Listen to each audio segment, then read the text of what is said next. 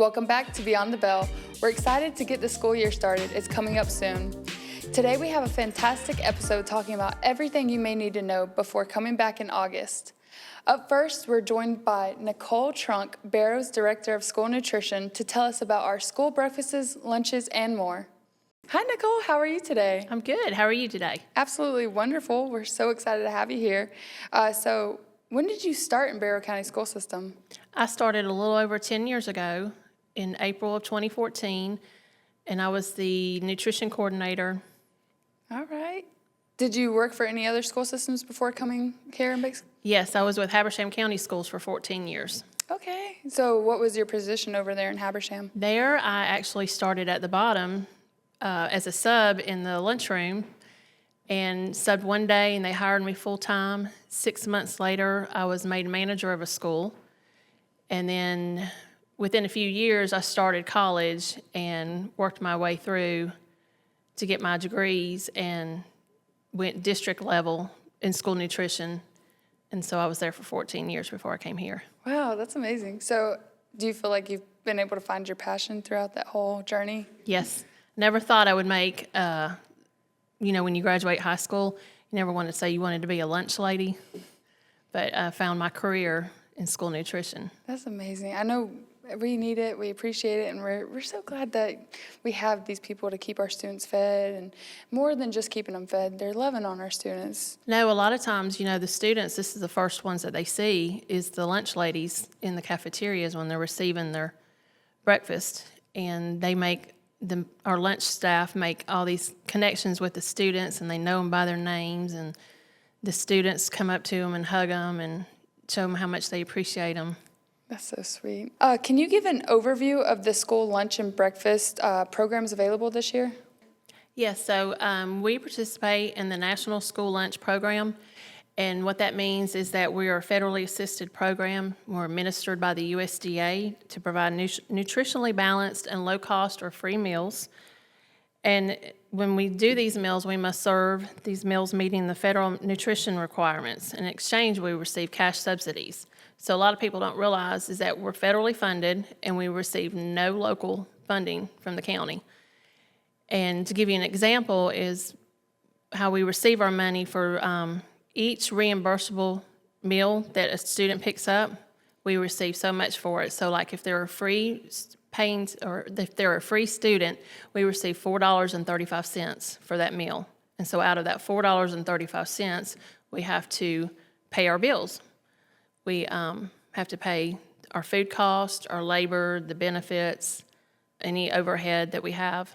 All must come out of that reimbursable meal that we serve. Okay. Do you feel like that program has been able to help everybody, keeping the staff paid and the food paid for? Yeah, it's gotten rough the last couple of years because, as everybody knows, if you've been to the grocery store, food cost has run up. So our food cost has gone way up. Okay. What are some processes for applying for free and reduced lunch? So we have a really easy process now compared to 5-6 years ago where we were all doing paper applications.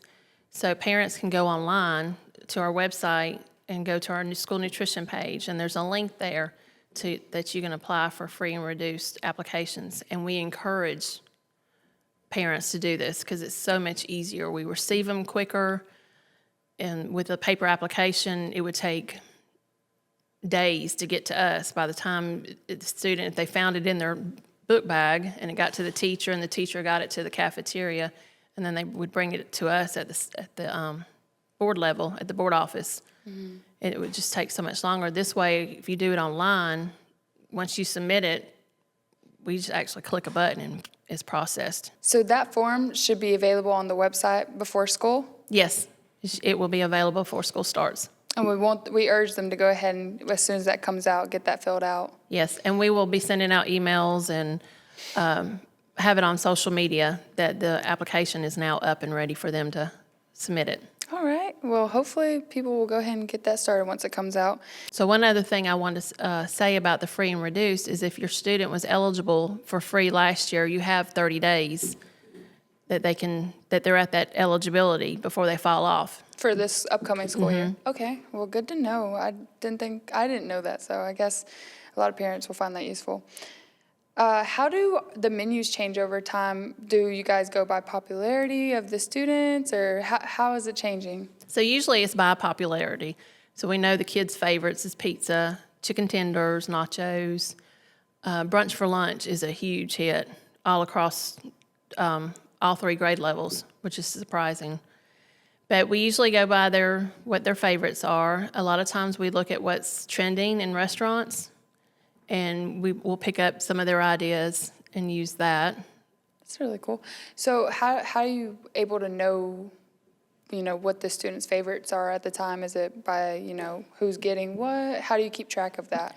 One way we keep track of it is by the managers. They have to keep records of everything. And so we have other choices that are offered that day, and they can see what's the most popular as far as what the students pick up. We've also done student surveys. Prior to COVID, we had student councils that the managers would go out and have little group meetings with them and ask them, what was their favorite, what did they dislike, and that sort of thing. That's good. So what work is done in the summer to prepare for the school year? There's a lot of work being done in the summertime. When people think that school's out, there's nothing to do, but that's our busiest time. Of course, in June, we're still feeding kids. We have our summer feeding going on. And other things that we're doing to get ready is we have equipment bids, our food bids. We're busy getting ready for purchasing food for the next school year, the new equipment for the schools. Trainings are going on and getting ready for all that. How do you guys go about making those big, large purchases for food for the schools?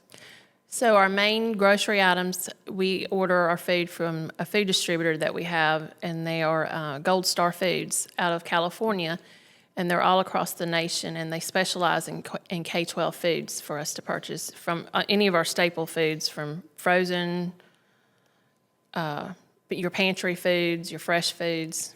And we also have a produce distributor, a paper distributor bringing our supplies. Oh, wow.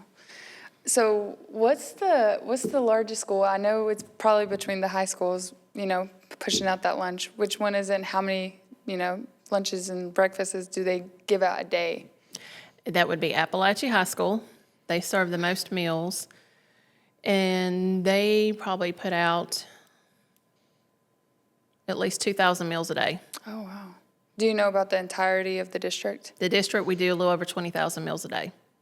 That's So we're the largest restaurant in Barrow County. And it's hard work. It's fast-paced. They have all these meals that they have to put out and prepare and put out and serve in less than a couple hours. So how many employees, are part of the school nutrition team? I have about 120 employees, and if we were to add in our nutrition subs, it'd be about 140, 145. Sounds like between all of the students, you did a lot of work for them each and every day. Yes. Let's go back. We were talking about the summer feeding program. Is that the only one at Winder Barrow High School, or is there other ones throughout the district? Prior to this summer, we would have summer feeding out of the 2 high schools, Appalachia and Winder Barrow High. But since COVID, our numbers have went down, and so I scaled back, and we just prepared the meals out of Winder Barrow High School. So parents could come in off the streets and feed their kids breakfast and lunch. But we also had, we would transport meals out to Appalachia and Bassa, Boys and Girls Club. We were transporting meals to Auburn and Statham libraries and to CFIT. This was prior, or this is now? This is now. This Wow. is for this summer. That's is a what we lot. did. That's very. So even though we weren't prepping food at Appalachia, the ones that were participating in the summer camps, they still were getting meals. How many people were doing the prepping this summer? We had 7 ladies. 7 doing all of that. Mm-hmm. Wow, we are so grateful for them keeping our students fed even over the summer. Yeah, so there's probably 1,200 meals a day they did. Wow, That's a lot. How can parents make sure that they're paying their students' lunch and breakfast fees? Okay, so the best way is go online. We have My School Bucks, and you can set up an account to where you can monitor your students. I encourage parents to do this. It's free. It's totally free just to set it up, and they can see the transactions every day. They can be alerted if it gets to a certain level that their child's about to run out of money. The only time it'll cost them anything is if they apply funds to that account. And if they do that, it is $3.25 per transaction. If they use a card, if they use a check, it's $2.75 per transaction. So what I did my own personal self with mine is I set up my account so I could monitor her and see what she was doing, and it would let me know that she had low funds, and then I would just write a check and send it with her to school. So does it alert your cell phone? Does it send text or does it send emails? It sends emails. Emails? Okay. Is there an app or is it just like purely a website, My School Bucks It's purely a website. website? And they could find that through our district website? Okay, good to know. What are the steps that we've taken to ensure nutritional value stays within the schools? Okay, so we have federal nutrition standards that are required by the USDA that we must follow. And these align with the dietary guidelines for Americans. And these standards are also referred to as what we call our meal pattern. And these require the schools to offer a balance of fruit, vegetables, low-fat or fat-free milk, whole grains, proteins, lean proteins. And so we call the meal pattern that we must follow, and that's set by the USDA. And we are monitored on this. The USDA will come in and do an administrative review on us. Okay. So are these meals typically, those triangle charts that you see in the cafeterias, that's what they're... Yeah, or you'll see Make My Plate, Oh, yes, okay. where half of it's your fruit and vegetables and the other part's your whole grain and your protein. And we really want to help them learn that not only to do this at school, like how to do it at home as well, how to, do you guys do anything outside of, the cafeteria with teaching them that? And will Yes. you tell me about that? Yes, so part of our local wellness policy, that's a board policy here for Barrow, is that we have nutrition education. And so once a month, we were working on this morning in the office, is once a month, a member of our team will go out into several classrooms and teach nutrition education. One month it might be why water's better for you than soda. One month they'll be talking about fruits, vegetables, the color of the rainbow. So we want to help them choose better meals, better foods that are for you, not such processed, but local, fresh foods. Yeah, okay. Well, I think that's really great. Do they teach that to all students K through 12? K through 12. Oh, that's amazing. Are there any special programs related to school nutrition that families should know about? Yeah, so this past year we were awarded Local Foods for Schools. It's a grant by the USDA and administered down by the Georgia DOE. And we received these funds to help purchase more local foods from our farmers, where we know that when you go through a local farmer, sometimes it's not always cost effective as to what if we were to go through one of our major distributors, but we know where that food is coming from and that it's local and it's staying in our county and helping support our community. That's really exciting. So you're going to get all types of fruits and vegetables from these local farms. It's amazing. I've already gotten, we have a couple of farmers. We have dirt road farms that we've partnered with, and we've bought a lot of lettuce, carrots from her, and all kinds of fruits and vegetables. We also made connections with another new farm that people might be are familiar with, is Patrick Farms. And so I met with them and let them know about this grant that I received. And a lot of farmers are kind of skeptical when they're like, for the schools, because they think such a big amount, which we do, we order a big amount. But if they only have enough, say for one school or for a taste testing, we work with all kinds of areas where they might not be able to produce for the whole school, but in little amounts, we still take that too. That's amazing. So how do you go about finding these farmers and these farms to, what's the process of finding them? word of mouth, social media. I follow a lot of pages on social media. The Barrow County's Farmers Market is a great one too. I'll go out there and visit them and make connections with the farmers. That's amazing. I always enjoy, seeing the community aspect of, the school system and all the partners, and I just think it's amazing. We've also purchased produce from the schools, from the school gardens. So we have several schools that will plant sweet potatoes in May, and then it's not a crop that you really have to watch during the summer. And so when they come back in August, they're ready to harvest, and then they'll sell them to us. Oh, wow. And then we serve them in the cafeteria. And you talk about kids, they will eat more sweet potatoes if they know it's from their school garden. That's amazing. So is this like the FFA kids growing them, or? No, these were, I bought school nutrition purchased from Bramlett, from Kennedy, from Bethlehem. There's a few others, but those are some of the ones that we purchased, sweet potatoes from their school gardens. That's so amazing. They're getting that green thumb started early. So what information should parents know about the nutrition program before their students return to school? So as we talked earlier, the big thing is applying for free and reduced meals. And just think, a lot of parents think that they don't qualify, and they do. Some really do. So, and it's all discreet. Just go online and apply. We also, I encourage them to put money on their accounts, or during open house, our staff will have tables set up that they can, if they don't want to do it online, they can hand them cash or a check and pay. And they can also access our menus online. Okay. So if they go to our webpage, there's a link there to access our school nutrition menus. So does each of the schools have different menus, or is there just one broad menu for? The different grade levels do. So there's one for elementary, one for middle, and one for high. Okay, and will this be on like their school, nutrition? Okay. Is there anything else that you feel like the parents or viewers should know about?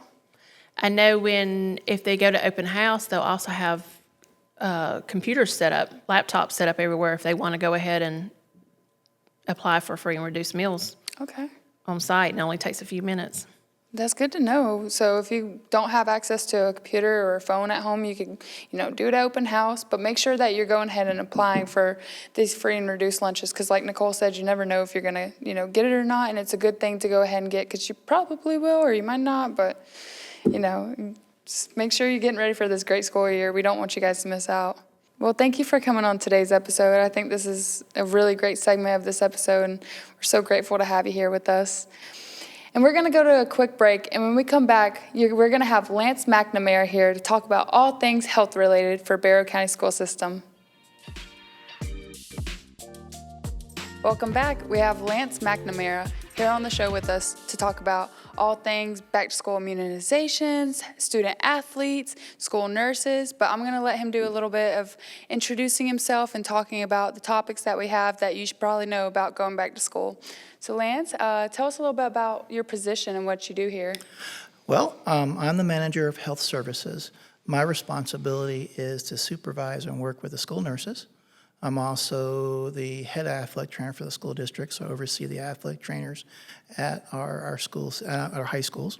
I also am a liaison with the Department of Health, and I work with North Georgia Medical Center, Barrow, as well as our local physicians in the area. Fun. Do you have a lot of fun doing the job? I have a lot of fun. My background is in health, public health, sports medicine. I was the teacher for healthcare occupations at Winder Barrow High School for a number of years. So it is kind of an interesting transition. I've been an athletic trainer since 1988, been EMT since 1989. So I've been very involved with healthcare when it comes to the active individual.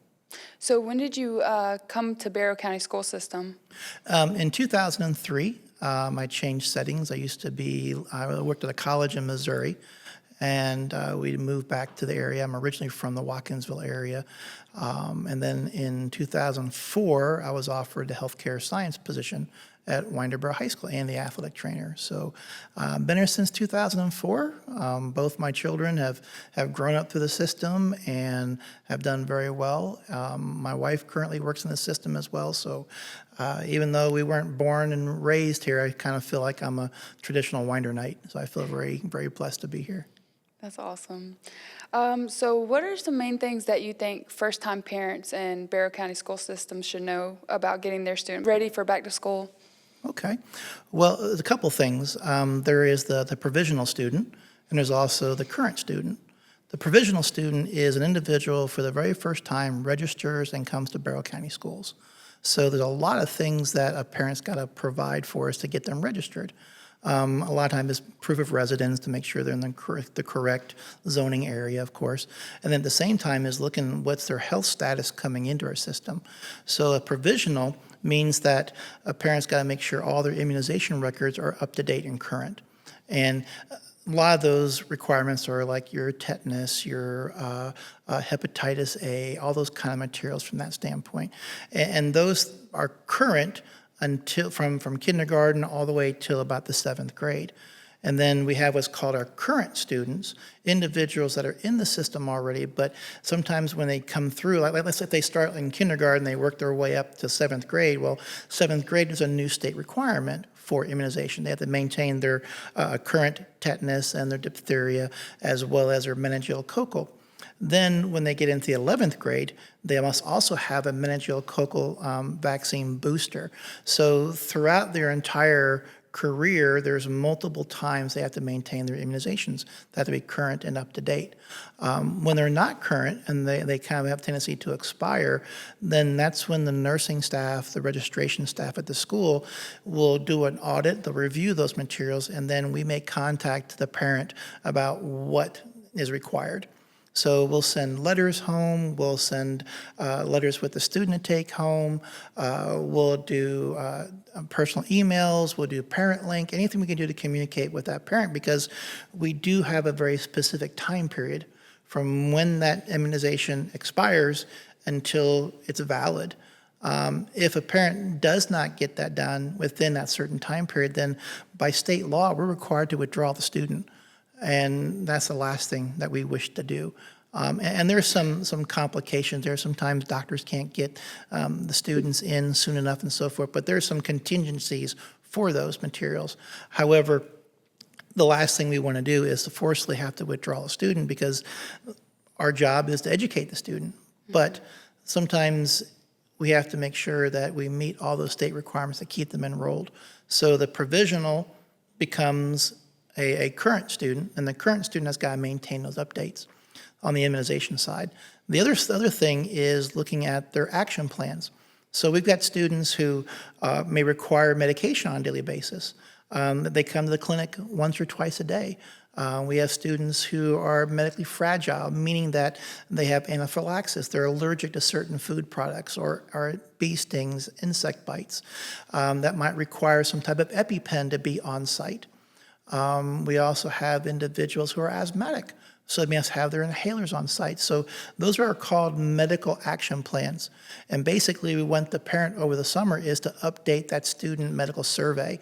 What's changed since May until coming up? So whether or not that student has to have their medication, when those medications have to be signed by a doctor. So our nurses are very independent, they're excellent at what they do, but I think what people have to remember is that nurses are still under the direction of the physician. So what the doctor states when it comes to that student's condition, that's what we must follow. And if we don't have anything, then we jump into what's called an emergency action plan, to where that we have all the supplies needed in our clinic to be able to take care of a student or another individual who may have a medical need. So between AEDs, trauma kits, we have other EpiPens, other material like MDIs for asthma that we can deal with those materials. So for those parents that don't know exactly like where to go, if their doctor, can't see them, where are some other places that they could go to get these vaccinations or booster shots? Great question. There's quite a few options. If you can't get to your primary doctor, then there's also the Barrow Department of Public Health. The health department provides those by appointment. You can call them. There's other areas, like other local doctor's offices, like MedLink in town offers those. It's even this, I found this out a little while ago, that a pharmacy can provide vaccinations. However, you must have a prescription from a doctor.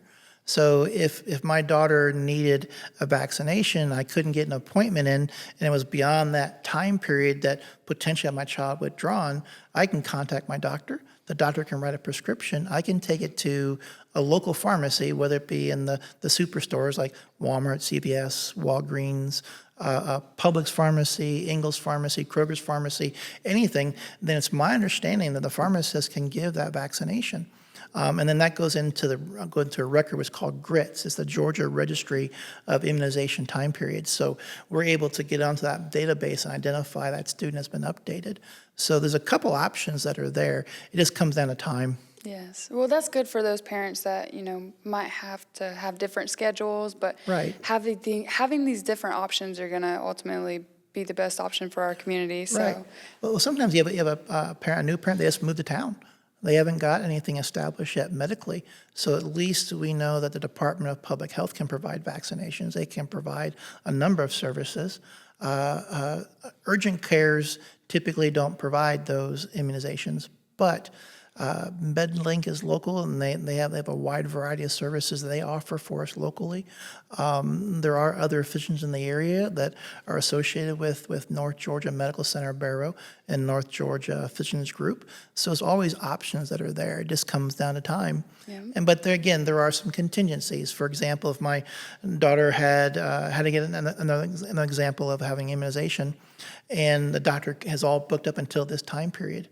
So it might be after the date of withdrawal, but as long as the parent can provide me or the registrar, the school nurse said, my student has an appointment at this time with this doctor and this admission is going to be given, then we can give an extension on that.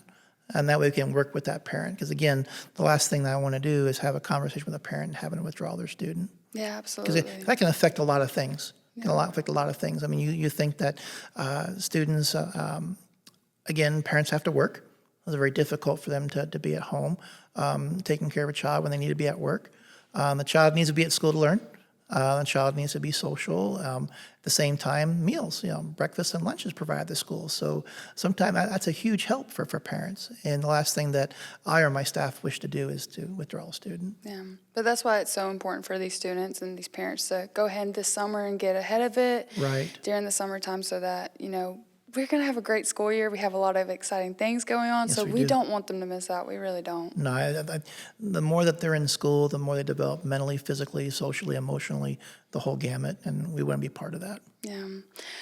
So I want to go back to the EpiPens and all that. So on the first day, do they bring it to open house if they do have that, or? Well, this is really nice. All of our forms are on our website, the Barrow County Schools website, and you go to departments, and you can go to family services, and you can click. And when you click on family services, you'll see school nurse. Click on that, and all of our forms are at the bottom of that. So if you had a child coming in and they required medication on a daily basis, then they take that form, their doctor can complete it, sign it, and they can bring us their medication in the original brown bottle that a pharmacist would prescribe it with, and on open house, they can meet with the school nurse. And that way, on day one, we already know what that student needs, and we can communicate with the teaching staff and the instructor staff to where that student can get everything they need. On the same time, if I happen to have a child who's highly allergic to bee stings or highly allergic to ants, and they go out to the playground and all of a sudden they go into anaphylaxis, meaning that airway closes, it's a pretty emergency type situation, then we have that EpiPen available to use for that student if that were to happen. So all those medications, their inhalers, their EpiPens, their medications, whether it be a tablet or liquid form, can all be brought to the school nurse on open house with that form complete. I highly encourage that form be completed. But if they haven't got to the doctor, at least they can complete that form while they're there, and then we can at least have an idea of what's going on. So there's a little grace period there, but again, our nurses are required so that we work underneath the direction of a physician, so we have to have those forms signed. So what if somebody, it's the middle of the school year Yeah. and they just get started on a new medication? Right. What's the process for that? The nice thing about that is that if the parent communicates with the nurse or the principal, then we can get all those forms taken care of. For example, there are some antibiotics that are required for an individual to take 4 times a day. Well, in the morning, the child gets the medication, then they come to school all day. And that medication might be only for 10 days. So we can do what's called PRN as needed. I could take that medication and say my daughter needs to have a dose of antibiotic at noon and one before the end of the school day before they get on the bus. Can you do that for me? Sure, fill out this paperwork. And then we can specifically identify what that dosage. That way it's temporary, only for 2 weeks, versus a student who might need that medication on a daily basis, then the same process. So whether the student is new to us at the beginning of the year, or whether they're new to us in the middle of the year, or if they're new to us in the last 2 weeks of school, all the paperwork's got to be the same because obviously we have to document those things. At the same time, again, under the discretion and direction of a physician. Okay, well, that's good information to know that. We're going to take care of our students. Most definitely. So I kind of want to go into a little bit about the student athletes now. What's the role of the athletic trainer? Well, the athletic trainer is an allied health medical care provider, an allied health provider who specializes in the active individual. So there's multiple settings an athletic trainer can work. We see it at the professional level. We see it in collegiate settings. We see it in industrial settings. But we also see it in the secondary setting, the high school settings. And we're beginning to see a lot of athletic trainers employed in the middle schools as well. Our role is multiple facets. We are identifying prevention of illness and injury. We recognize those injuries when they occur and how they're mitigated, how they're handled, how they're taken care of prior to any type of hospital care. We're also involved in reconditioning and rehabilitating those injuries. At the same time, we're also part of mental health, that we look at the psychological need of that student. At the same time, we're also kind of the counselor that looks at a number of things. So a lot of times parents and students come in and ask us about a pregame meal, a postgame meal. What are some nutritional materials should the student be following? It's real hot out right now, so we always worry about hydration statuses and those kind of things. But the role of the athletic trainer mainly is to provide prevention and care when care is needed. So the athletic trainer is involved in multiple facets. So right now, we have an athletic trainer for Appalachia, Winder, and Bassa. And right now, obviously, during the summertime, we're more worried about heat stress, heat illnesses, and nutritional practices. So right now, the athletic trainers are focusing on hydration, educating the student athlete, educating the parents, educating coaches, and at the same time, making sure that we're available when an acute injury or illness were to occur. Okay. So I also noticed that you guys aren't just about sports. I've seen you guys at the graduations with the tents, Yes, ma'am. any type of events where there's going to be large gatherings. And I take that that's for the heat and any other medical conditions. Is that specifically the athletic trainers that are running those tents and those services during those times? Well, it's interesting. I'm the district athletic trainer, so I kind of cover a lot of things. So you're going to see me at all the graduations. I'm also an EMT as well, so a lot of my area overlaps with safety and security. So generally, I'm at more of the larger events. The athletic trainer at Appalachia, Winder, and Bassett typically aren't going to be looking at those things. They're going to be focusing more on the student athletes. But there's a lot of times that we are involved in a lot of things. So yes, you're going to see me at graduation. I got my med pack walking around, coordinating things with local EMS and law enforcement and so forth. You'll see us at the Christmas parade. We try to get some type of float or event going on there. So we get called out quite a bit that we're not focused. But at the same time, we've also had those times where you work in a football game or a basketball game or some event, and then unfortunately something may happen in the stands. Excuse me, and EMS may not be right on site. And because we are an allied health medical professional in acute injury and illnesses, we're called out to help. There's been many times I've helped mom, dad, grandma, grandpa, cousins, little ones who've occurred in the stands in some form or fashion. So there have been times we've actually had to stop an athletic event because there was something happening in the stands, and we had to turn our focus there than it was athletics. And coaches got a little riled up about that we stopped the game. But then you look at a coach and said, well, if that was your family member, and they kind of said, stop, yep, do what you need to do. And then we took care of that. EMS took over from that standpoint, went back, we kind of took a deep breath, and started the athletic event back again. So the athletic trainers are a lot of adrenaline junkies. We kind of follow it and go for it. It just goes to show, though, like how much love and care we have for the community, not just students, not just faculty, but anybody that's going to be at the school events. So I think that's really important that we have you guys there at all times and all events, because, it's just... Yeah, every home event, you're going to have an athletic trainer there. Obviously, the game of football has a very high probability of injury rate. So our athletic trainers, one of the Appalachia, one at Winder, obviously travel with the varsity football team on Friday nights. So there's also continuity of care. Our student athletes know our athletic trainer. There is a trust that develops with that throughout the season. There's a trust with the parent. Many times I've had parents call on the weekend, what's going on here? Or I had a former student athlete who's graduated 10 years ago. All of a sudden I get a phone call, hey, this happened, what should I do? And so it's a nice continuity. So if you're there for a long time, kind of like our school nurses, they're at one clinic and they're there for a long period of time, there's a huge relationship that's developed. And in this setting, relationships are very important. Absolutely. And that trust is there. So what would you recommend to our student athletes? What are some of the best practices for them to stay in shape over the summer and, get ready for these events going back into school? Well, there's a lot of requirements out there. The Georgia High School Association has what's called acclimation requirements. So any outdoor sport that's going to participate in the fall, there's a certain time period that we have to get the body acclimated to the heat. So being involved, being outside, I had a good friend tell me many years ago that air conditioning is what made the human species very, very weak, because we're not outside as much. And there's some attribution to that. I mean, you look at some of the U.S. military, and they're in full garb, carrying a rucksack that might be 75 some odd pounds. They're full military garb, and they're working in the heat as much as yesterday as it would be today. And yet they're able to perform. So the body has to acclimate that. But at the same time, it's also kind of like a car. You have to put fuel in it. The car won't work if there's fuel. Same thing when it comes to human being. Water, good nutrition practices, electrolytes, protein contents, certain fats, carbohydrates. There are pre-competition type recommendations. There's post-competition recommendations. And there's even things that we do during the competitions that maintain that we have those things. I mean, we have athletes who are asthmatic, have athletes who are diabetic, and we monitor them to make sure that they're performing at their highest level. Because just because you have asthma doesn't mean you can't be a five-star athlete.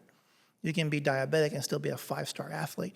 It just comes down to how you are managed with that. And the athletic trainers are very well versed on how we manage those materials. For those students that are just now getting those conditions or have not had that forever, you guys kind of help guide them where they learn about it? We do. The athlete trainer works in association with the coach, and we do a gradual build-up on their activities. So as you can probably imagine, football, cross-country, softball are outdoor sports right now. So they've been practicing, they're getting involved. But again, we are looking at days. We have to monitor the heat index. We monitor the wet bulb globe temperature to be able to make sure that we can be able to perform within those conditions. So right now, like for example, yesterday and today, a very hot day. So we limit, if not no activity, from like noon to 4. So a lot of times our teams are practicing first thing in the morning and later in the evening time. And we've got procedures and protocols that can adjust and modify those type of practices. At the same time, the athlete trainers work hard when it comes down to rehydration and prevention and so forth. So there's always water available. We encourage the student athletes to bring some type of electrolyte drink with them. Powerade, Gatorade, Liquid IV, all kinds of those products that are out there. Pedialyte, now that's a great product as well. But again, a lot of times it comes down to nutrition, is making sure you have a full tank before you get out there, because trying to perform when you have nothing on your body, no energy, no fuel, then your body's going to crash. And in today's environment, you're going to develop some type of heat stress, heat illnesses. And what people have a tendency to forget is that you have a heat illness issue and you're taking out of practice, can't perform. it does take a while for a person to get back. So you may have a heat illness issue on a Monday. It doesn't mean you're coming back to practice on Tuesday. You may have to gradually come back in, and we have protocols set for that, to where that we look at 20% activity, 40% activity, 50% activity, and if they're not performing well, then we take them back to a different phase, kind of like we do with concussions. Concussions is a 5-phase return. So if an athlete sustains a concussion on a Friday night, the likelihood of them coming back in the next Friday is pretty slim, unless they go through the 5 phases. And those are basically based upon physical activities. And if they don't pass that phase, they stay at that phase. And that goes every 24 hours. So there's a lot of protocols with it that what we identify how we can keep that student athlete safe. Because what people have tendency to remember too is student athlete. So they might be able to perform on the field, but they may not be performing in the classroom.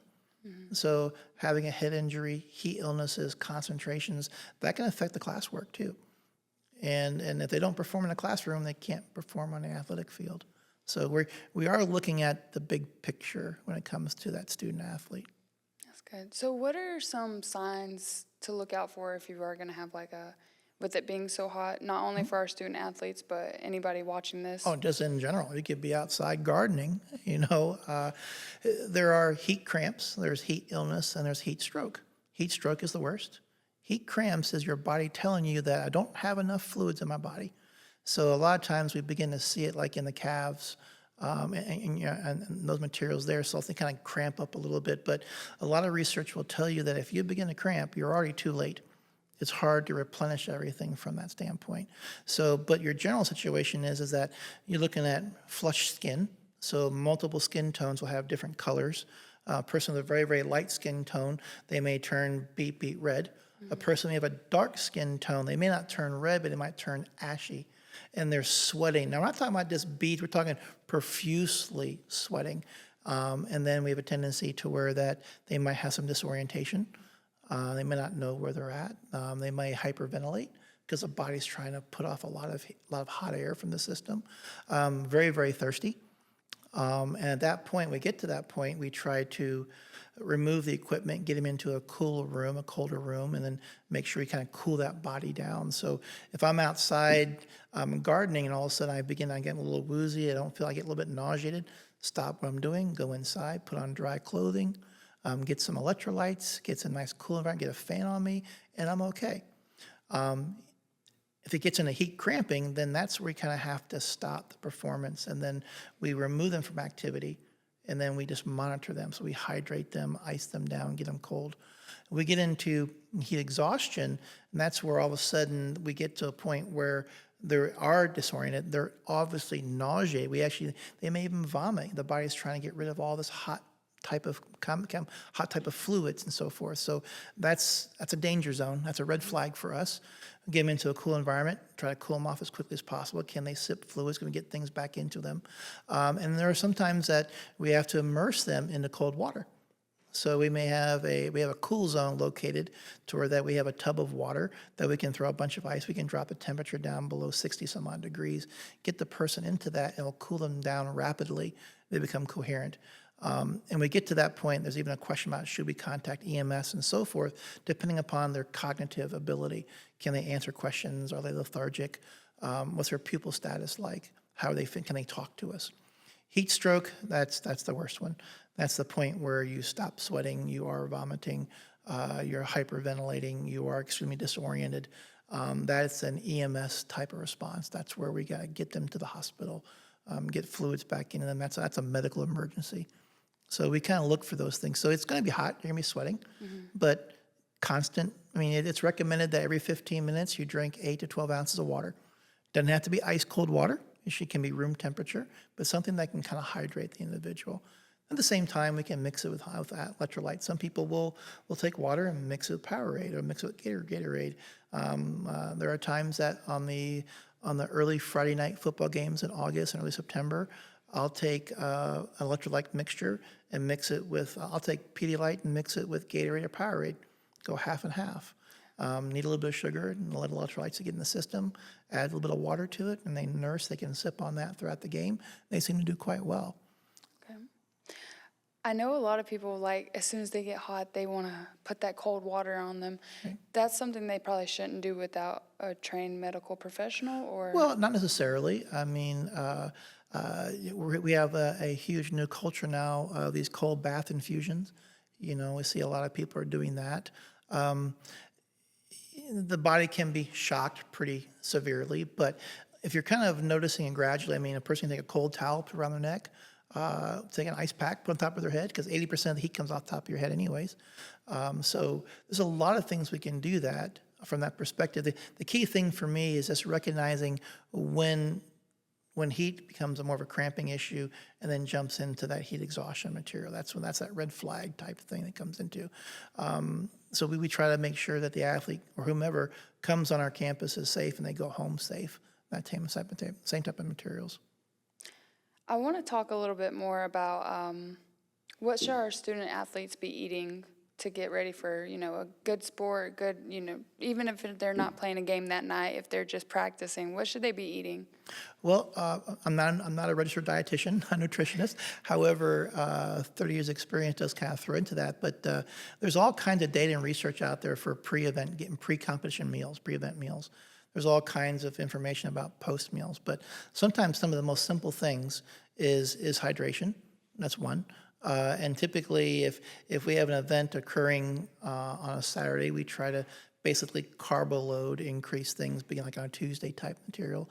A lot of football athletic programs will have a Wednesday night supper, and a lot of times it's a lot of carbonation, not carb, but carbohydrates, to where you can kind of build up those sugar stores.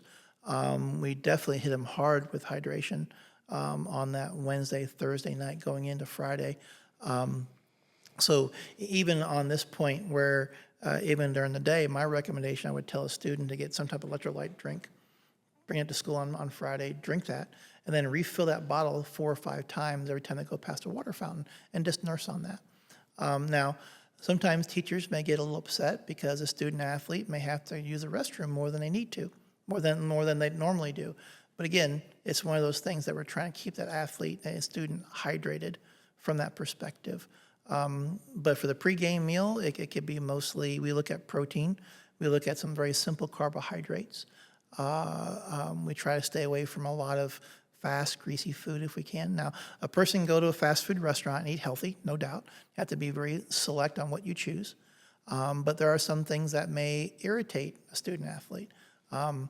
Last thing we want to do is have a student have a pregame meal and may not be the most healthiest in the middle of the game. They're regurgitating that. That's not fun.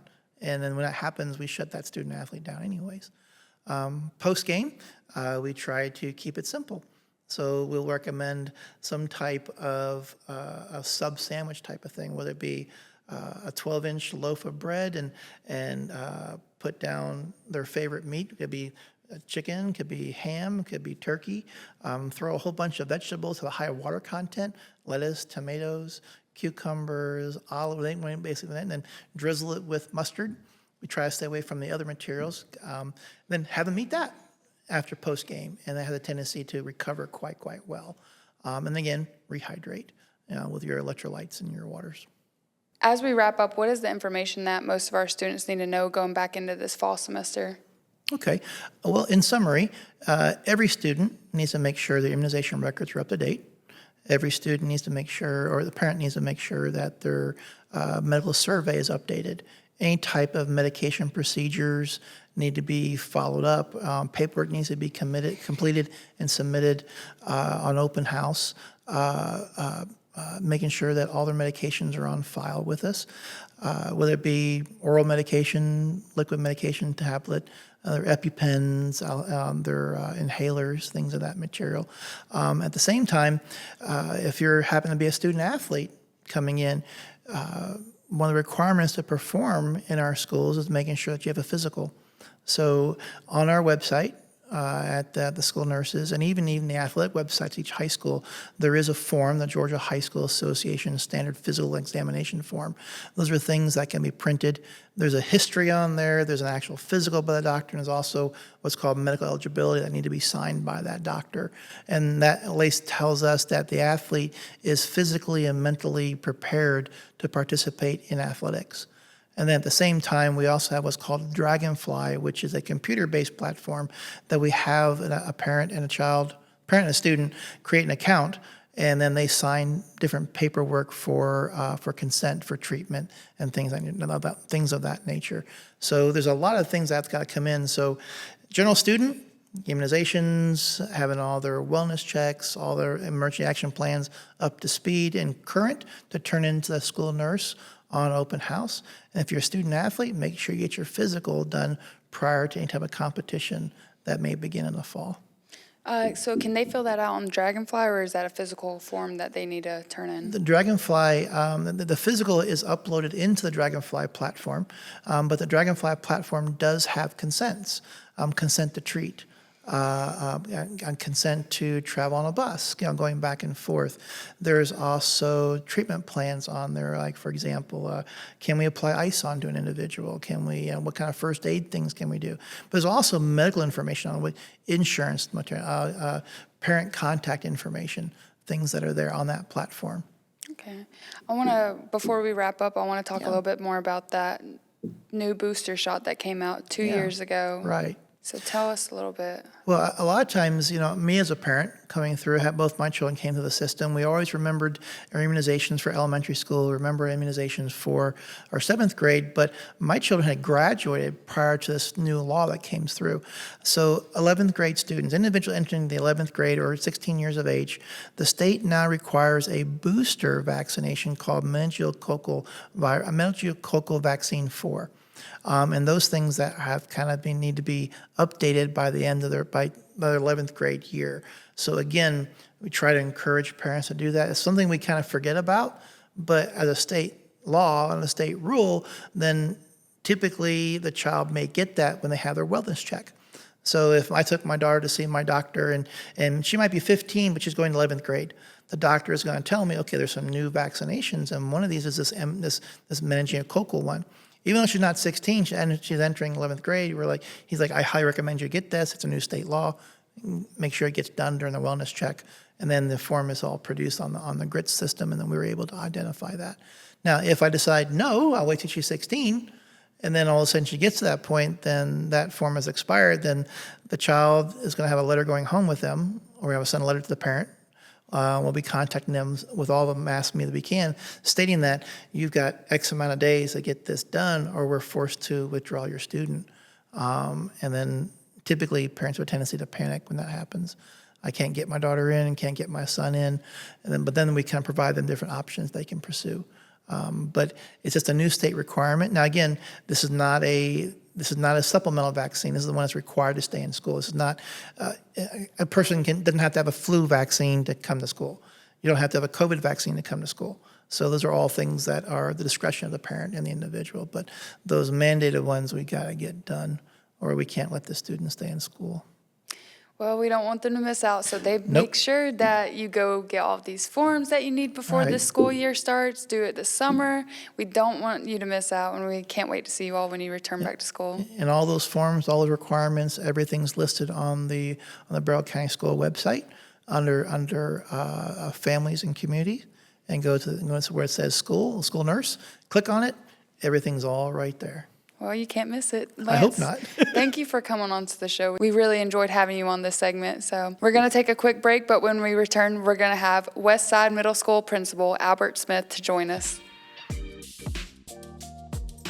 And we're back with Albert Smith from Westside.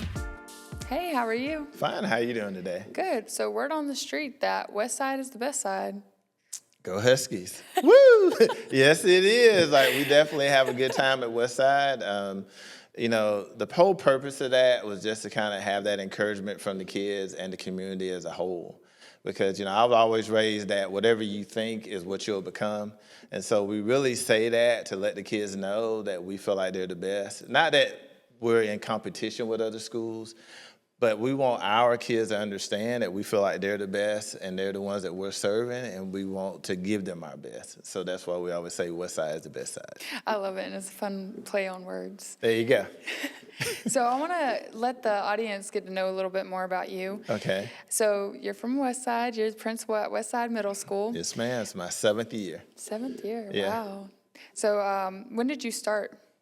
in Barrow County School System? Well, it was at birth. No, just kidding. I started in 2007. So I was a science teacher at Barrow High School. So I started when Mr. Johnson and Dr. Darby was actually the assistant principal at that time. So I was a science teacher, and I was there for about 6 or 7 years. And around about 2014, I started as assistant principal at Bear Creek Middle School under Dr. Jennifer Wood. She was my principal. And so we had a great go at Bear Creek. I really enjoyed it, and I was there for about 4 to 5 years. And then I started at Westside in 2018, and so I've been there ever since, and seen the great things that are happening at Westside, and so we're definitely becoming the best side. Wow, so you've had a long journey here in Barrow County School System. Yes, I have. Yes, I do live in Barrow, so my children, I have a daughter who graduated in 2020 through the whole COVID situation. I have a son that's going to high school now. And so not only am I an employee of the school system, but as a parent, I see it from the parent side and as an employee, and my wife has questions for me on both ends. So I understand what questions parents are getting, as well as questions that we have as administrators. Yeah, So. I bet that helps kind of, know what parents need to know and put it out there. Yeah, I think it really, if you look at a lot of our administrators throughout the county, a lot of them are very invested in the community. And I think that's the whole key, is that when people feel like you can empathize with them and that you understand where they're coming from, then they're more willing to hear what you have to say. And I think that's one of the big selling points for our district, is that you have a lot of people who understand what everybody's going through, and they're just trying to help us all get through that process of supporting our kids. I agree. I definitely see that as such a strong community. I haven't even been here that long, but Yeah. seeing all the partners and the work that goes into making sure our students have the best experience here at Barrow County School System is truly special. Yeah, it really is.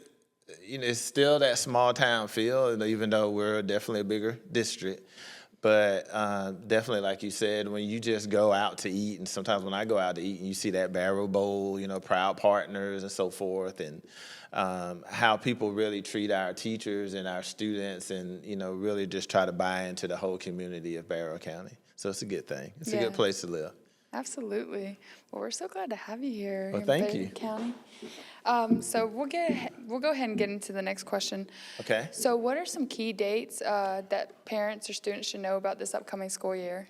Well, I think the key dates are July the 29th and July the 30th. So when you're looking at July the 29th, if you have a middle school student, for example, all middle schools typically have a sixth grade orientation the day before the actual open house, because we realize the importance of those parents being able to get in and ask those certain questions, since their kids are transitioning from elementary to middle. So all of us are pretty much having something on the 29th. I would definitely encourage parents to go to their school's website, to definitely, if you haven't already, join the Facebook page, Instagram, anything that you can to make sure that you're up to date on what's going on. But the 29th is a big day. I do know that some of our high schools, I believe Appalachian High School, Bassett may actually be having something on the 29th as well.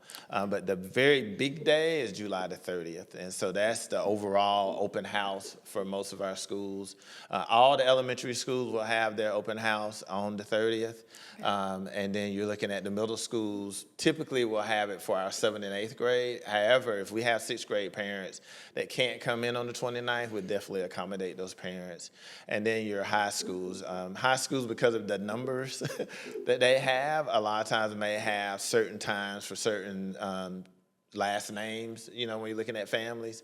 So I definitely, once again, encourage people to go to the website. You can go to the county website, which also has everybody's information on it, as well as go to your particular school's website. And like I said, this is the time of year, definitely getting on Facebook, and so you can keep up with what's coming up as we prepare. But I think that's the big days. And then also August the 1st. Because that's the day that your kids start school, right? That's the first day of school. And so I remember my wife, if you have a kid just starting school, going into kindergarten or something like that, that's the Kleenex day. There's a lot of crying and stuff going on, but in a good way, because you're seeing your child growing up and starting to move on. But definitely looking at those days, I would, as a parent, prepare myself for that. Absolutely. That's a good point. So on the website, either the school or the district level, that's where they can find those dates. Yeah, and I say the district too, because sometimes you'll have parents that may have kids that are at different levels. Some are elementary, middle, or high.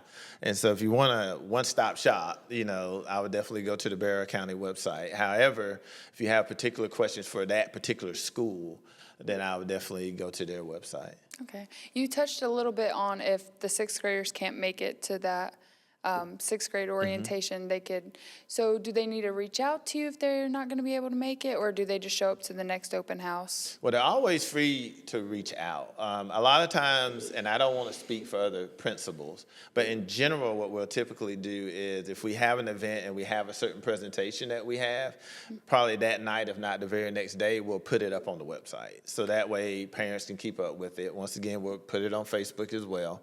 However, anytime you're wanting to come to the school and, because I get it, as a parent, sometimes you just need to walk the halls. You need to walk the halls, you need to look in some faces. So if you want to come out to the school, meet the principal, meet the teachers, I'm more than certain that principals will be more than willing to accommodate, people coming in. Because that's the whole thing, especially with all the dates we're talking about and all the things that are going on, is that parents need to feel comfortable that their kids are in good hands, that, we're there for their best interests. And I'm old school, text messaging and emails and all that's great, but sometimes a good firm handshake, look in the eye is even better. So, definitely whatever that parent would like to do will accommodate. Absolutely. I feel like it gets the students excited too to be back in the school building. Yeah, well, it gets the educators excited. Right now I'm in an empty building, and that's what it is. It's just an empty building. It's not a school. It's not a school until you have kids. You have the teachers that come in, but definitely once you have the kids. So, this is a exciting time for us too, because all summer we're prepping for the day that our kids return to us. And so we're all very excited and looking forward to having the kids coming back into the building. Absolutely. There's going to be a great school year. We're looking forward to it. Yeah. So let's talk about school supplies. What school supplies should students have going into the schools? Where can they find that information? Well, once again, you can go to the Barrow County website. All the schools, I think they have, if you look at the ticker page, the ticker at the top of the page or whatever, I think that's a ticker. I'm old school, so maybe we call it something different these days. But if you click that, I think there's one that says like school supply list.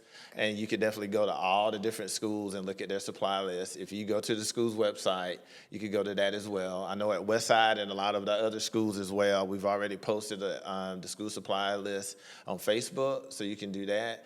Typically, if you go to Walmart, Target, a lot of your local stores, they've already printed out the school supply list, and they'll have a certain spot in the store where you can go and just pick one up as you go and shop.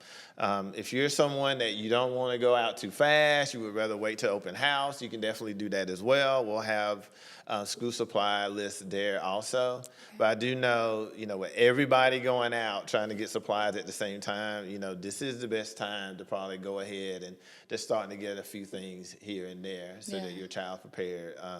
Some advice as a parent, and this is what we're doing in the Smith household, is maybe look at the supply that your kid already has, and that way you can, so they already have like 20 highlighters. You can go ahead and line it out, right, and buy all the other stuff, but start just looking at that as far as the school supply list. And all of us as principals are very mindful of, it's a cost, to go out and buy these supplies.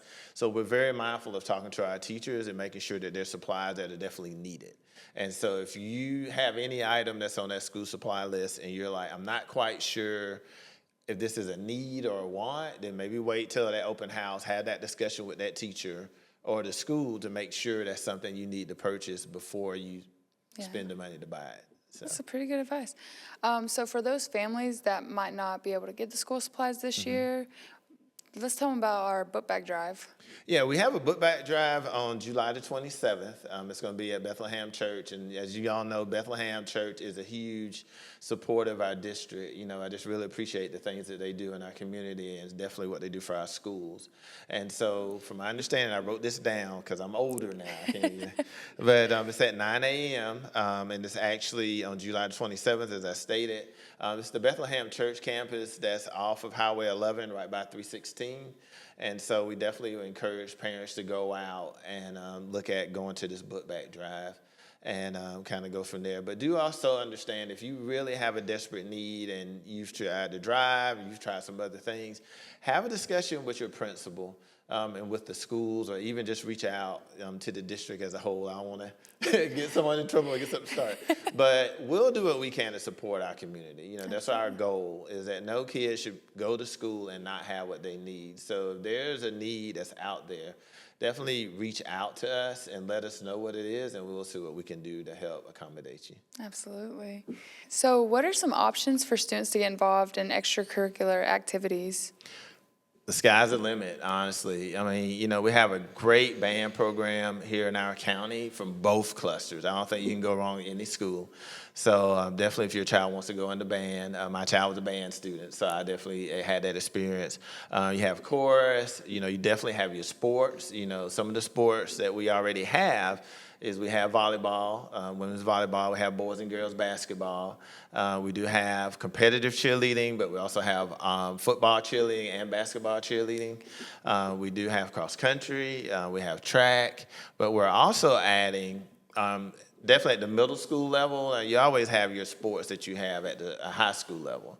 But there are some sports that are coming online at the middle school level, and those sports are that we are looking at soccer. So we will have boys and girls soccer taking place this year. So I know that that's definitely been something that people were wanting in our community. And so I would definitely reach out, if you're at the middle school level, to your principal, athletic directors, and just ask a few questions on what you can do in that regard. Once again, I would tell people to follow on the Facebook, go to their websites, because if there are tryouts or different things going on, those things are already being posted. And so definitely take that effort. You can call the schools. You know at this time we have a limited staff, but we'll be more than happy to answer your questions as much as possible to get you in touch with the right people. Okay. Clubs, have various clubs throughout the county, and a lot of times if you have a club that's not there and you have a family or a student who's interested, then what you need to do is have that conversation with your principal, see what steps you would need to put in place to get that club started. But, there's a lot of great things that are going on in our school. One thing I used to say as a teacher, and I say it now as an administrator, schools like going to Six Flags. If you go to Six Flags but you don't write anything, then Six Flags is kind of boring. But if you go to school and you're engaged and you're active and you're participating in different things, it can be the time of your life. So, I know a lot of people that go to Six Flags and don't ride anything. And all they complain about is the walking and how many hills that it has. However, if you like me, especially when I was younger, to get on that screen machine, I'm running, just having the time of my life because I'm engaged, right? And so we definitely encourage families to be engaged with what's going on at the schools. Yeah, we definitely want them to get involved, and they can find at their school-specific website their clubs and their athletics. So yeah, and there's various clubs, like I said, at every school, from even elementary level all the way up to high school. So there's something for everyone. But also remember, we have a lot of community partners that we all work with. You got Boy Scouts, you got Girl Scouts, 4-H. You have a lot of different groups that aren't actually in the school but work with the school. Yeah. And so you can definitely look on the website on how to get in contact with those different organizations as well. That's great advice. Yeah. How could parents stay informed about the school year and events that will be occurring throughout the year? Okay, I'm gonna sound like a broken record. So if you go to the website, if you go to the Facebook page, you have Remind. A lot of schools now, we have it sponsored by the district anyway, that have their own school Remind. And so they'll send out different information on that as well. If you just want to look at the district as a whole, go to the district website, get on the district Facebook page, and you can find out a lot of that information as well. If you know people, sometimes I have parents that get together as a group, so like all of their kids go to a certain school. So they'll get together and keep each other informed. So maybe get you a parent support group that you're like, hey, if you hear something, let me know. If I hear something, I'll let you know. And then that way you can stay informed that way. And so there's a lot of different ways to communicate, and make sure you're keeping in touch with what's going on in the schools. I like what you said about finding that group. The parents can, rely on one another. So that's one thing to think about. Yeah, teamwork makes the dream work. Absolutely. Right? Can you talk about the role our school governance team plays? I think it's a vital role. You know, we're beholden to our stakeholders. You know, like we don't just do this in the vacuum. That we're actually providing a service to our community. So it's very important that we're not only doing what we're doing at the school, but that we're hearing from our community to make sure that we're doing it right or meeting the needs that are out there. So with our school governance teams, it's made up of parents, teachers, staff members, community members, even students in some cases. And that way they can hear from the school what's going on, and then they can also give feedback to the school on different things that they're hearing out in the community, different things that may need to be considered. So that way we stay in touch with one another. I think one of the key things in education these days is communication, that we need to make sure that we're communicating with one another. And a lot of times things kind of get started in the out and about, and I think it's because of a lack of communication or just miscommunication. Yeah. So I think, you know, with school governance teams, you're more than free to, there are forms that you can fill out if you have a concern and you want to go to the school governance team to like bring up an issue to school governance, then you can definitely do that as well, or just kind of listen in. And I think, you know, things that we're doing in the future is to try to make sure that we're doing a better outreach to our communities, you know, just kind of like with Beyond the Bell, you know, kind of reaching out and letting people know what's going on. But school governance also helps with big decisions as well. You know, if you have a new principal at a school governance team is part of that, you know, so that way you're getting that parent community input as well as what you're getting from the educational field. So it's real, you know, as a administrator and as a community member, I appreciate Barrow County allowing all the voices to be heard, you know, so that way decisions can be made that meets the needs of all our stakeholders. Absolutely. So what goes into deciding the members of a school governance team? Well, the teachers are voted on by teachers, so we'll actually put it out and say, you know, we need 2 representatives for a school governance team, and the teachers will vote who their representatives are. So the principal is not just assigning someone, that they are true teacher representatives. You know, in some schools, like I said, students can be part of it as well. I know a lot of high schools, you'll see that. You know, a few middle schools do that as well, and sometimes that's kind of the same thing, is that we'll go to the student council. Since the student council is a representative of the school, but we do have like some schools over 700 some students, and we don't have voting booths. So if we could kind of have a smaller number to kind of make that decision, then that definitely helps. With community, just looking at PI partners or people in the community who are just interested in wanting to help out and be involved.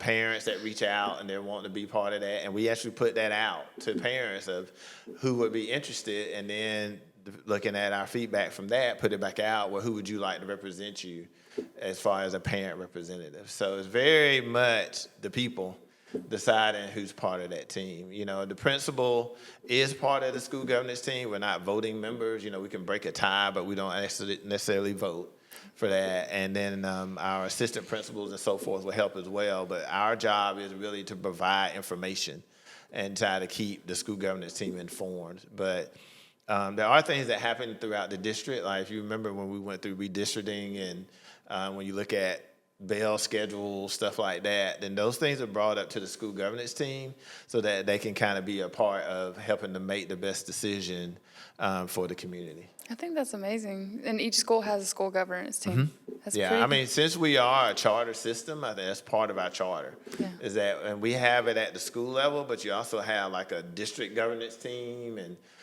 that the superintendent works more with. And so I think it's a good process. Yeah. So democracy in action. There you go. It's awesome. What should families know about school policies such as dress code? I think, here I go again. Go to the website, go to the Facebook page, and you'll have the student handbook. And so I think it's very important to just read through that handbook and specifically dress code with your child. The main thing we're looking at is we want to provide a great learning environment for our students and make sure that people aren't distracted. Mm-hmm. And also that people aren't offended, you know, because true enough, sometimes people can wear certain things that can be offensive to others. And sometimes people can wear certain things that can be distracting to others. Mm-hmm. So I would encourage every parent to look at that list, to have that discussion with their child, kind of go through the list. And if you have certain items of clothing that you're not quite sure about, you're kind of like, would this or would this not? I know as a principal myself, and I'm pretty sure every principal would appreciate it, send us a picture. I have parents that do that sometimes. They'll take a picture or something of some clothes or something that their child has on and say, hey, would this meet dress code, or how could I modify it, or what would happen? Yeah. And sometimes what I tell people is, especially when it comes to students, sometimes, just use good judgment. This is what I tell my own children.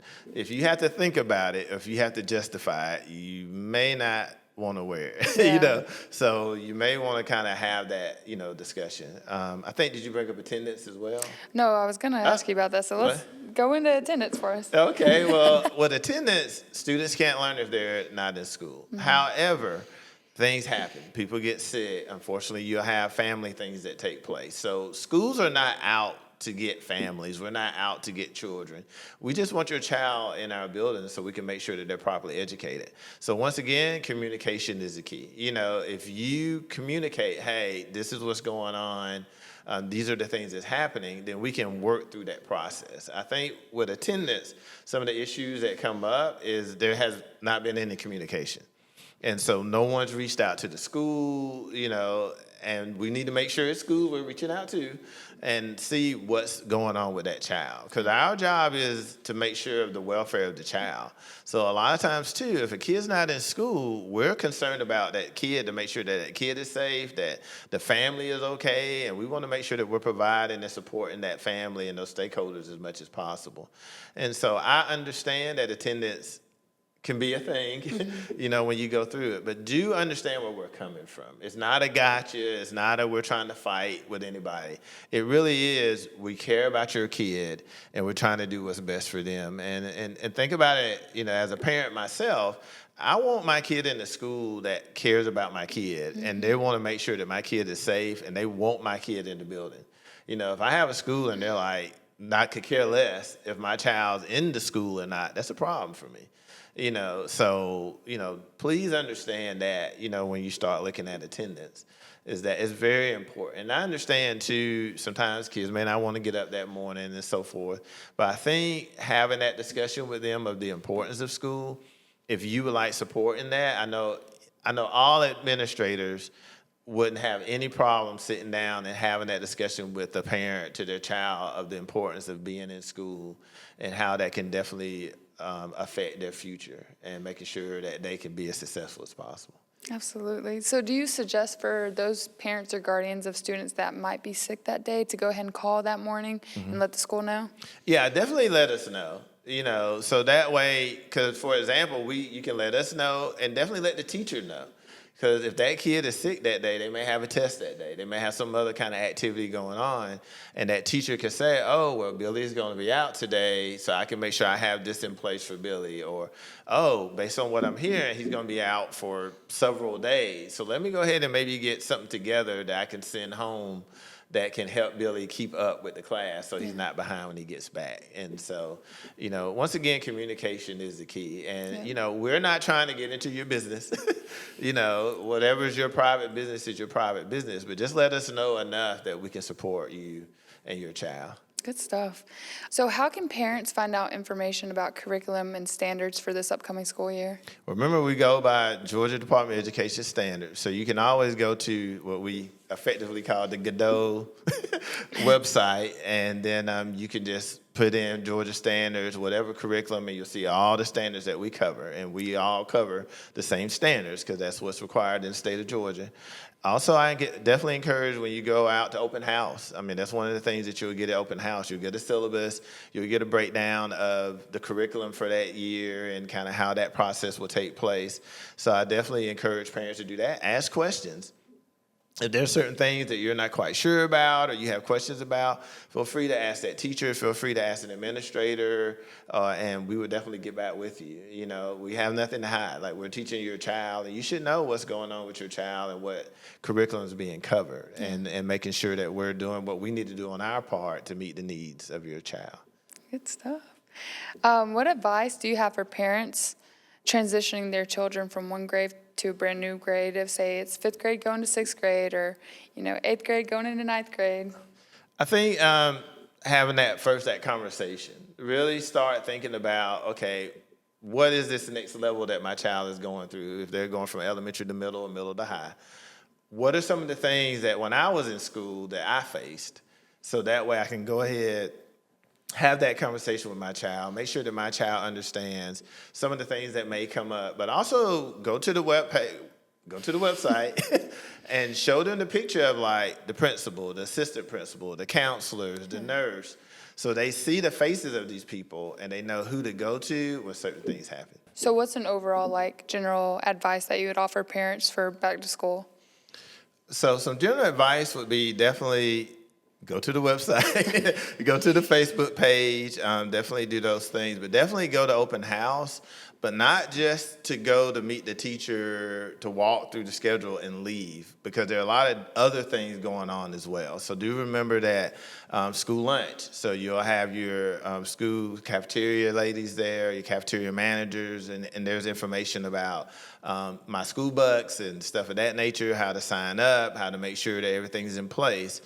So that way, when your child comes to school that first day, that Thursday, August the 1st, then everything will be in place for them as far as lunch is concerned. Transportation will be there as well. As we all know, that can be a big thing, when you're looking at bus transportation. What bus do I get on? What times am I looking at? And so they can kind of give you some ideas about that. I know that we've always had an app that you could use to track the buses and so forth.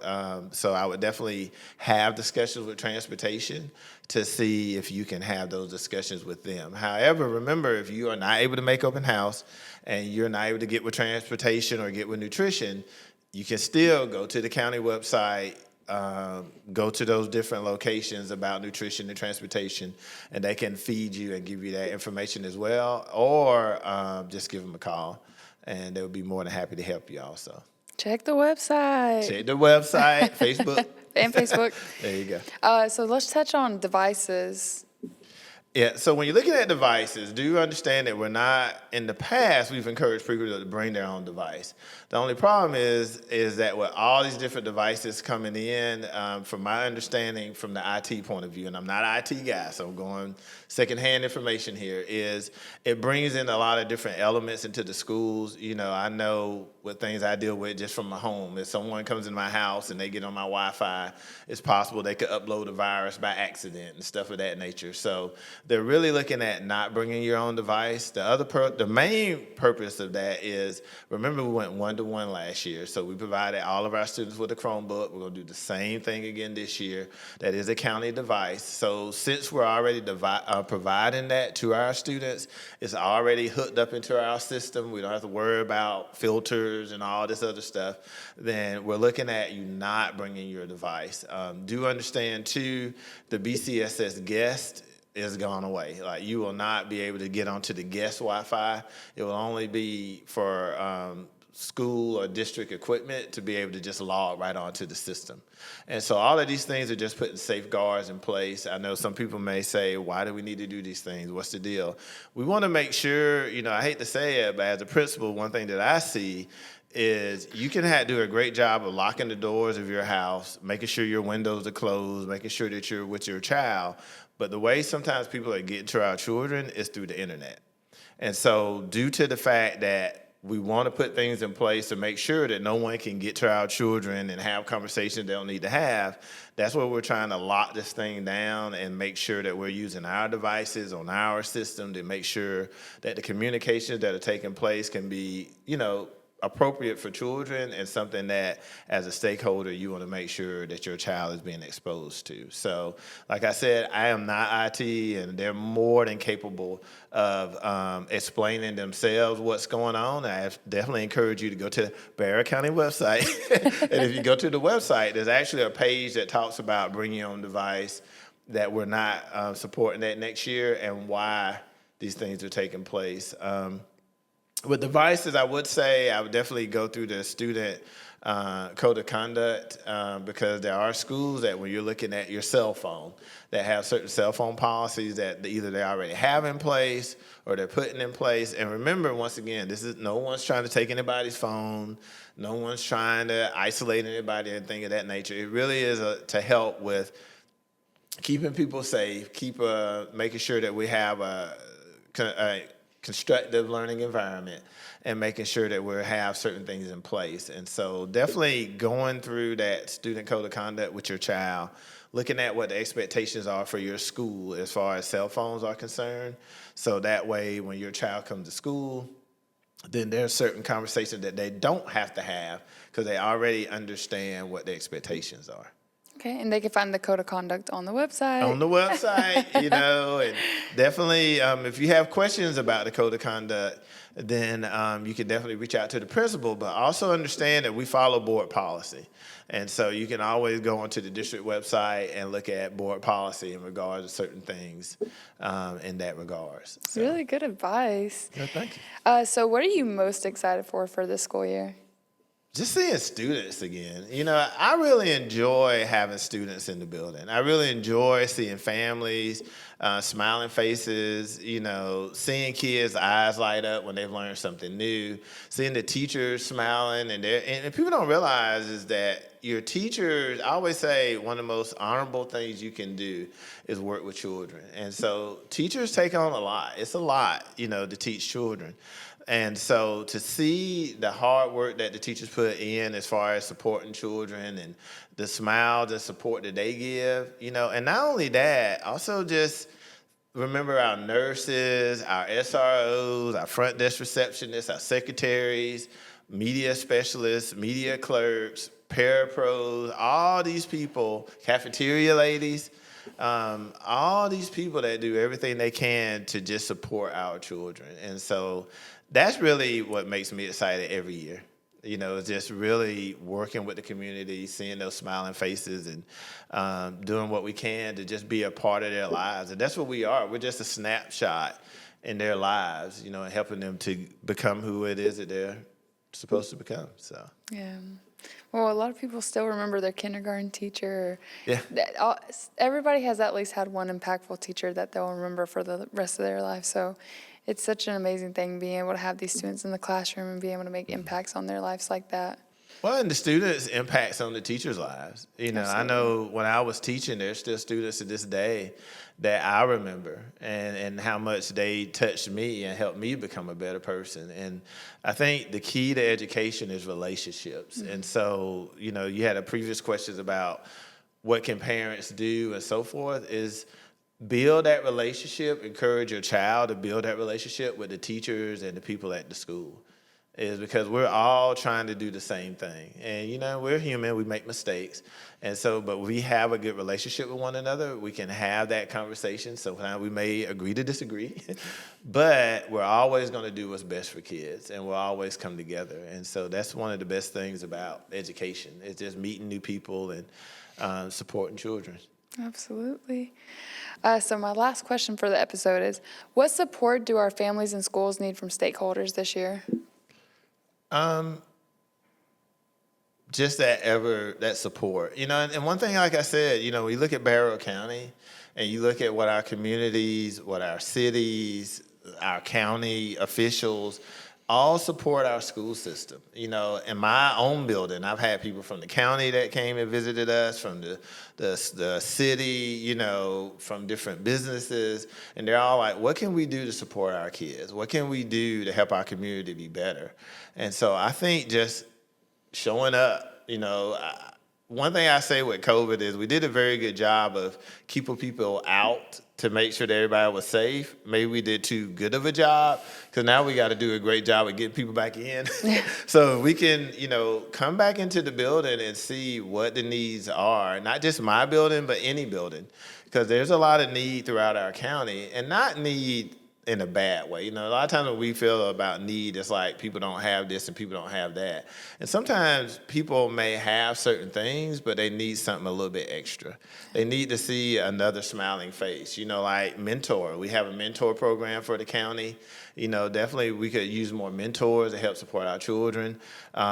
Chaperones, if you look at elementary level, you look at people who are like lunchroom monitors, going in and being a lunchroom monitor, substitute teacher, definitely there's a lot of different things, school governance team, stuff of that nature, a lot of ways that people can support the schools. And I think the thing is, it's not a us versus them. It's just a us. Yeah. Like we're all in it together, right? And we're all trying to do what's best for kids. And so, but we can't do it without the support of our community. And so I think having that communication, keeping that communication open, going to the website, going to Facebook, going to the door, Yeah. not, coming into the building, sitting down and having a conversation with the administrators, with the teachers and so forth. I think those are the things that we need now more than ever. Because I think when kids see adults coming together and able to have cordial conversations and really collaborate with one another, then that shows them how to interact with one another. Sometimes we'll say kids struggle with their social emotional interactions, how they talk to each other and so forth, but we have to model for them what that should really look like, and so I think that would be, I know it's kind of a philosophical thing, but that would be my biggest thing. And I think every principal, we're going to work hard. We're going to do what's best for your kid. But, we want you on board with us. We want to hear what you have to say. And sometimes I would say this on the side note, give them some pats on the back sometimes too. Sometimes the same way we can reach out and say what people are doing wrong, we need to reach out and say what people are doing right. And we even say that with our teachers. Sometimes a parent needs to hear how their kid made an A or how their kid is behaving well as much as how their kid misbehaved or how their kid didn't do this. Teachers need to hear the same thing, and schools in general need to hear the same thing of some of the things that they're doing right to encourage them to keep doing them. That's really good advice. Thanks. So what should parents know about student grading this school year? It's changing, and so not as much for elementary. So, I'm not an elementary guy, but I think you'll still have your pluses and minuses and all those different things from elementary. But elementary is not really changing from my understanding as far as grading is concerned. You're looking more at the secondary level, especially looking at the middle school level, and that we've, for several years at the middle school level, have had a year-long grade book. And now we're looking at kind of going back old school. So like they say, sometimes you go forward to move back. And so we're going back to more of the 9 weeks. So, when you get that report card in 9 weeks, that grade's going to stick. And then you'll have the first 9 weeks, the second 9 weeks, and then you'll average those together to get like a semester grade. Okay. And then we're looking at doing a similar thing for the second semester as well.